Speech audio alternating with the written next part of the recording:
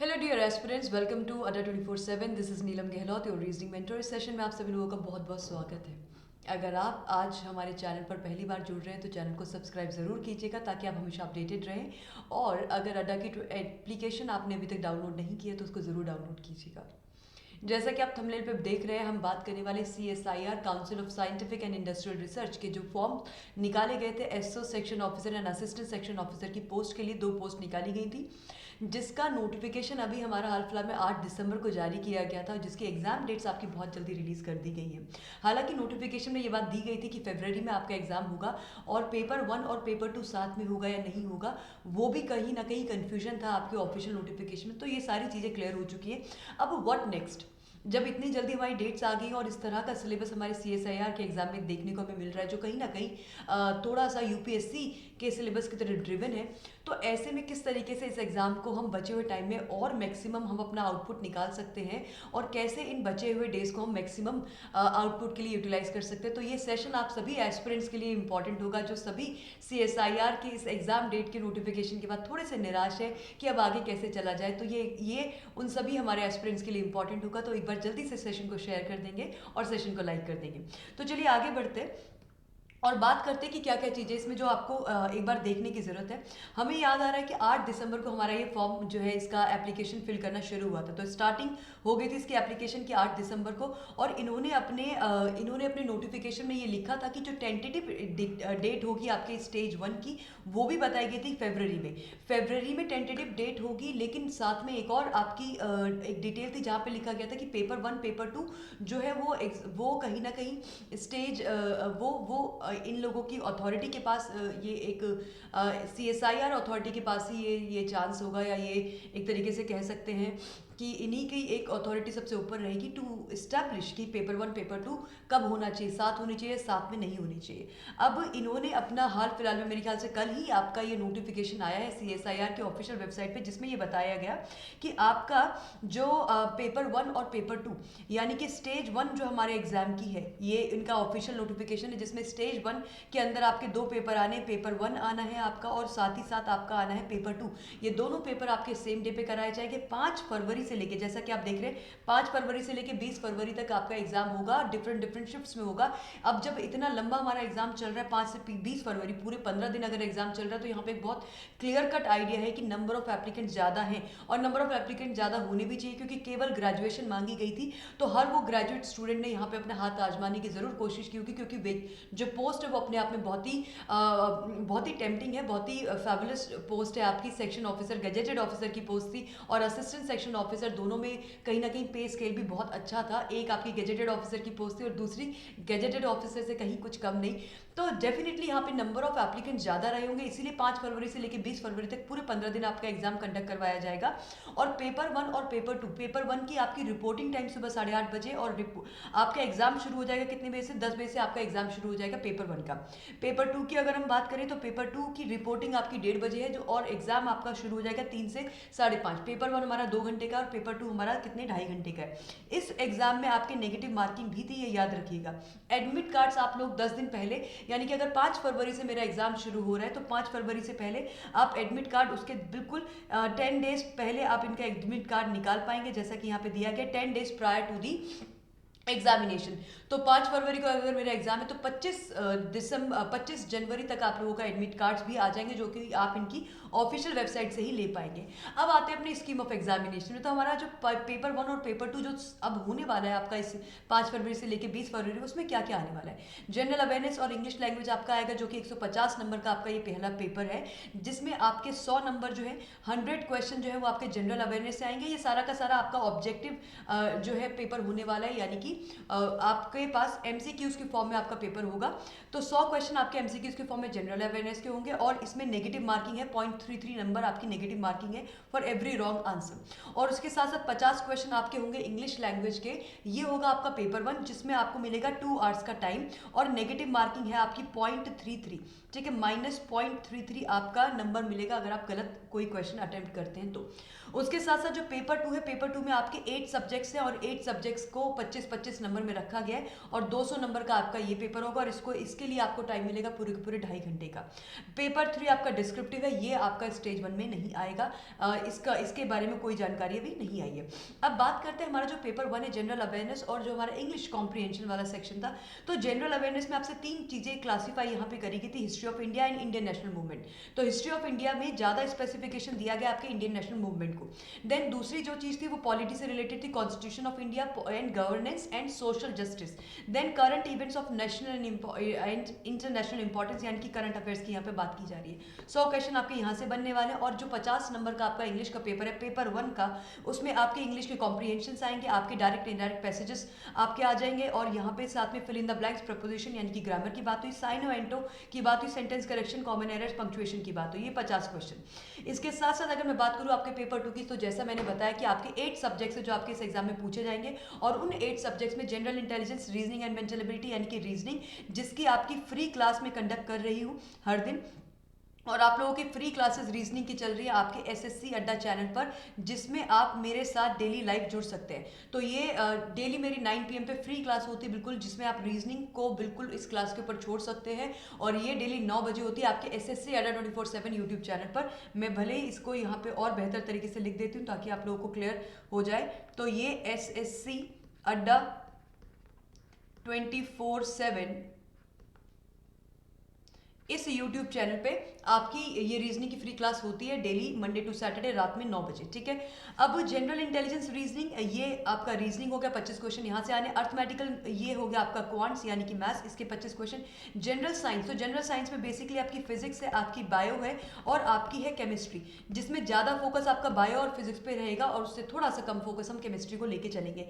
Economic and social development, general issues on environment, ecology, biodiversity and climate change. तो कहीं ना कहीं ये आप अपनी एनसीईआरटी की बुक से कवर कर सकते हैं। इससे पहले एक सेशन भी किया था जहां से ये बताए थे कि रिसोर्सेज कहां से आप क्या क्या चीजें कवर कर सकते हैं। एथिक्स, इंटीग्रिटी एंड एप्टीट्यूड, ये कोई ऐसा सिलेबस वाली चीज नहीं, इसका कोई सिलेबस नहीं होता, इसको आप क्वेश्चंस के थ्रू ही प्रैक्टिस कर सकते हैं इस एरिया को।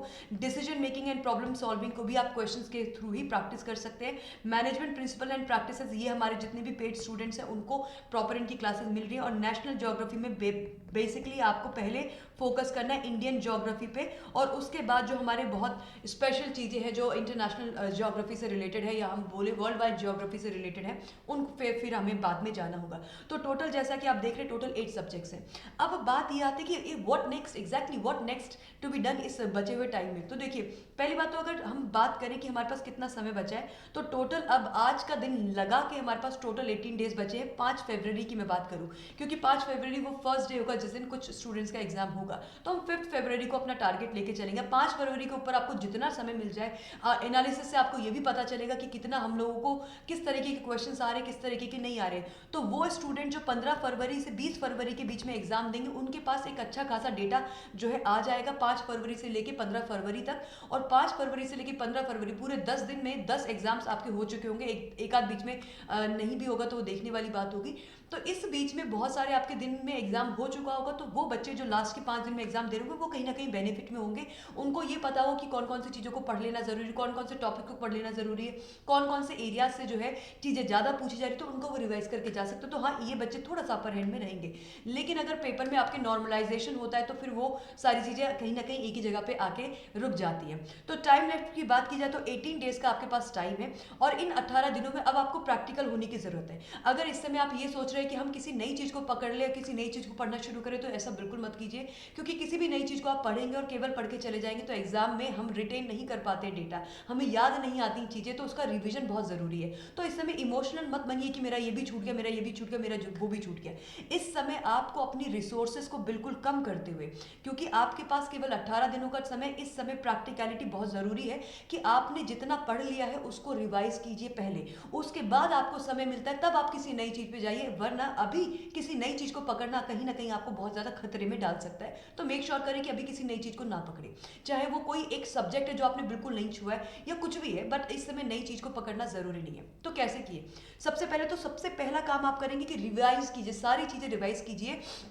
जितना भी आप अभी तक पढ़ चुके हैं, स्पेशली जो आपके थ्योरी सब्जेक्ट्स हैं, जैसे मैनेजमेंट है, एथिक्स इंटीग्रिटी है, जैसे कि आपका इकोलॉजी, बायोडाइवर्सिटी है, करंट अफेयर्स हैं, आपके इंडियन नेशनल मूवमेंट है, हिस्ट्री है, जनरल अवेयरनेस है, पॉलिटी, गवर्नेंस, ये सारी चीज़ें जितना भी आपने पढ़ा है, कीप रिवाइजिंग इट। सबसे पहले तो उन सब चीज़ों को रिवाइज करना शुरू कर दे जो आपने अभी तक पढ़ी हैं।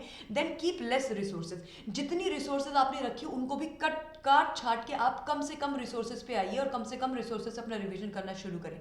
अब एक तैयारी आपकी ऐसी हो सकती है कि क्या करें, जितना आपने पढ़ लिया है बहुत अच्छी बात है, तो जितना पढ़ लिया उसका रिवाइज कर लीजिए और अब क्या आ जाए, आप एमसीक्यूज लगाना शुरू कर दीजिए। अब बाकी की तैयारी आपकी एमसीक्यूज ड्रिवन होनी चाहिए। एमसीक्यू से कैसे तैयारी कर पाएंगे, अपने प्रैक्टिस करने लग जाइए आप मॉक टेस्ट में आपको मिलेंगे टॉपिक टेस्ट और सेक्शन टेस्ट। तो क्या करें, आप हर सब्जेक्ट का आप क्या कर सकते हैं, एक उसका पहले तो टॉपिक टेस्ट लगा लीजिए। हर सब्जेक्ट के आपको क्या मिलेंगे, टॉपिक टेस्ट मिलेंगे आपकी टेस्ट सीरीज में, और उन टॉपिक टेस्ट से आपके बहुत सारे क्वेश्चन तो टॉपिक टेस्ट से आपके बन जाएंगे। टॉपिक टेस्ट करने के बाद फिर आप सेक्शनल टेस्ट लगाना शुरू कर दीजिए। सेक्शनल टेस्ट का मतलब है कि रीजनिंग के पूरे एक सेक्शन का टेस्ट लगा लीजिए, फाइनेंस मैनेजमेंट के पूरे एक सेक्शन का टेस्ट लगा लीजिए, एथिक्स इंटीग्रिटी के पूरे एक सेक्शन का टेस्ट लगा लीजिए। इससे आपको नए नए क्वेश्चंस देखने को मिलेंगे, नए नए क्वेश्चंस आप समझ पाएंगे, और उसी तरीके से फिर तीसरे नंबर पे आप आ जाइए मॉक टेस्ट पे। तो इस समय जो हमारी तैयारी का तरीका होना चाहिए, इस समय हमारी तैयारी का तरीका होगा कि सबसे पहला काम, जो भी आपकी रिसोर्सेज हैं उन रिसोर्सेज से, जितनी भी आपने रिसोर्सेज अभी तक की है, अब कोई नई रिसोर्स हमें नहीं लानी, नया चैप्टर हमें नहीं पढ़ना है। जितनी रिसोर्सेज थी उन्हीं रिसोर्सेज का आप इस्तेमाल करके रिवीजन कर लीजिए अपने सारे थ्योरी सब्जेक्ट्स का। रिवीजन करने के बाद टॉपिक टेस्ट लगाइए उन्हीं सभी टॉपिक्स का, टॉपिक टेस्ट लगाने के बाद सेक्शनल टेस्ट लगाइए उन्हीं सभी टॉपिक का, और फिर लगाइए आप अपने प्रॉपर मॉक टेस्ट। अब जो आपकी अप्रोच होगी वो क्या होगी, वो एमसीक्यू ड्रिवन होगी, यानी कि मैं एमसीक्यूज के थ्रू देखूंगी कि मुझे कहाँ पे अभी रिवाइज करना और जरूरी है, कहाँ पे मुझे इस टॉपिक को पढ़ना और जरूरी है। सपोज कीजिए आप कहीं कोई सेक्शनल टेस्ट सॉल्व करे थे, आपके पास एक नया टॉपिक आ गया जिसके बारे में आपको कोई जानकारी नहीं, पकड़िए अपनी बुक को और उस टॉपिक को पढ़ डालिए। ये अप्रोच अब आपके बाकी के 18 दिनों में होनी चाहिए। तो इसी तरीके से हमें आगे बढ़ना है। और इसके साथ साथ मैं आप लोगों को बता दूं, अगर आप लोगों के पास कोई रिसोर्स नहीं है ये हमारे थ्योरी सब्जेक्ट पढ़ने की, जनरल साइंस पढ़ने की, या इंग्लिश के लिए आपको समझ में नहीं आ रहा कि कहाँ से पढ़ाई करें, या आपको नहीं पता चल रहा कि इंडियन नेशनल मूवमेंट कहाँ से पढ़े और कम से कम रिसोर्स से कैसे पढ़े, तो गाइज ये हमारे पास अपनी बुक्स अवेलेबल है जी। ये आपकी बुक है वॉल्यूम 1 जो आपके पेपर 1 को कवर करेगी, ये आपकी वॉल्यूम 2, और ये वॉल्यूम 2 वाली जो बुक है ये आपके पेपर 2 को कवर करेगी। तो इसमें पेपर 2 के सारे सब्जेक्ट्स कवर हैं, इसमें पेपर 1 के सारे सब्जेक्ट्स कवर हैं। आप इस कोड का इस्तेमाल करके अपनी इन बुक्स के साथ जुड़ सकते हैं और केवल इन्हीं से रिवाइज कर सकते हैं अल्लाह आखिरी दिन तक। इसके साथ साथ मैं अगर आगे बढ़ूं तो जैसा कि मैंने बताया, इस समय हमारी अप्रोच होनी चाहिए, प्रैक्टिस कैसी होनी चाहिए, एमसीक्यूज ड्रिवन। एमसीक्यूज को किस तरीके से करना है मैंने वो भी आप लोगों को बता दिया। पहले टॉपिक टेस्ट करना है, फिर सेक्शन टेस्ट करना है, फिर आपको मॉक टेस्ट लगाना है। जब आप 200 क्वेश्चन टारगेट करेंगे ना प्रतिदिन, हर दिन अगर आप 200 क्वेश्चन टारगेट करें तो आप ये देखिए कि आपके 200 के 200 क्वेश्चन हर दिन प्रिपेयर होते जा रहे हैं, और फिर इन्हीं क्वेश्चन को आप रिवाइज कर लेंगे तो कहीं ना कहीं एमसीक्यूज की फॉर्म में आपने इतना कुछ पढ़ लिया होगा, इतना कुछ समझ लिया होगा, इतना कुछ रिवीजन कर लिया होगा कि आप एक कॉन्फिडेंस के साथ जा सकेंगे अपने एग्जामिनेशन में। तो सीएसआईआर की आपकी टेस्ट सीरीज अवेलेबल है आपके अपने इसी चैनल पर। इस टेस्ट सीरीज में आप जुड़ सकते हैं। इसमें पेपर 1 और पेपर 2 के टोटल 100 से अधिक टेस्ट है, और इनके अंदर टॉपिक टेस्ट भी मिलेंगे और सेक्शन टेस्ट भी मिलेंगे। अगेन टेस्ट सीरीज से जुड़ने के लिए आपको क्या करना है, इस कोड का इस्तेमाल करना है, Y651S कोड का इस्तेमाल करके आप टेस्ट सीरीज के साथ जुड़ सकते हैं। ऑल्सो गाइज आप लोगों की इस प्रिपरेशन को थोड़ा और आसान हमने बना दिया है।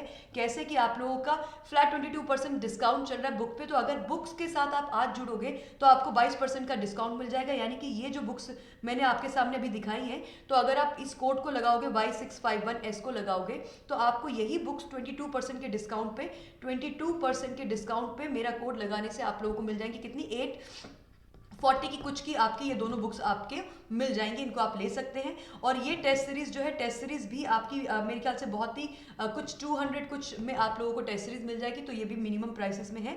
बाकी ये हमने बता दिया कि डिस्काउंट कोड आप इसका इस्तेमाल कर लीजिएगा। आज फ्लैट 22% ऑफ चल रहा है। और अगर आप बिल्कुल ही बिगनर है कि मैम हमने तो केवल फॉर्म भरा था और हमने कुछ तैयारी नहीं करी है, फिर मैं आपको बोलूँगी फिर तो आपके पास समय की बहुत बहुत कमी है। इस समय अगर आपको कोई चीज़ बचा सकती है तो वो वो है पेड बैच। और अगर आप पेड बैच में आप जुड़ना चाहते हैं तो बिल्कुल अवेलेबल है। इसमें जो क्लासेस हो चुकी हैं वो आप रिकॉर्डेड देख लेंगे, और हमें भी ये पता है कि हमारे पेड वाले स्टूडेंट्स का जितनी भी चीज़ें हम उनको एक्स्ट्रा क्लासेस देकर उनका सिलेबस कंप्लीट करा रहे हैं, तो आपके लिए भी ये पूरा का पूरा सिलेबस आपके इस बैच में कंप्लीट हो जाएगा। तो आप इस बैच के साथ जुड़ सकते हैं। बैच के साथ जुड़ने के लिए आपको कोड का इस्तेमाल करना होगा Y651।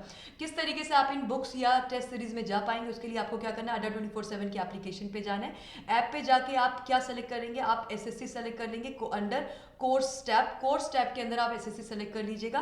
फिर वहां पे जाके आप सीएसआईआर सेलेक्ट कर लीजिए, और सीएसआईआर के अंदर आपके तीनों ऑप्शन मिल जाएंगे। बुक्स का ऑप्शन भी मिल जाएगा, आपको टेस्ट सीरीज का ऑप्शन भी मिल जाएगा, और टेस्ट सीरीज के साथ साथ आप लोगों को जो बैच है उसका भी ऑप्शन मिल जाएगा। तो अभी अपनी प्रिपरेशन की जर्नी में आप जहां पर भी खड़े हैं उस तरीके से आपके पास तीनों चीजें अवेलेबल, आप अपने हिसाब से अपनी विजडम का इस्तेमाल करके इन चीजों को देख सकते हैं और जुड़ सकते हैं हमारे साथ। तो इसी के साथ मैं आज का सेशन गाइज यहाँ पे एंड करूंगी। Thank you everyone, thank you so much. And परेशान होने की जरूरत नहीं, आपने जितना तैयारी की, जितना बेहतर तैयारी आप कर सकते हो, अभी भी आपके पास बहुत टाइम है। अपना इस समय प्रैक्टिस जो है वो एमसीक्यूज ड्रिवन कर लीजिए, इससे बेस्ट रिजल्ट्स आपको इन बचे हुए टाइम में नहीं मिल सकते। तो ये हम एक्सपीरियंस से बोल रहे हैं कि इस समय आपकी प्रैक्टिस जो है वो एमसीक्यू ड्रिवन होनी चाहिए। तो इस तरीके से शुरू कीजिए, सेक्शन टेस्ट लगाइए, टॉपिक टेस्ट लगाइए, मॉक टेस्ट लगाइए, और जितना पढ़ा है उसको केवल और केवल रिवाइज करिए। और अगर आप पेड स्टूडेंट तो पेड क्लासेस को पढ़ते रहिए।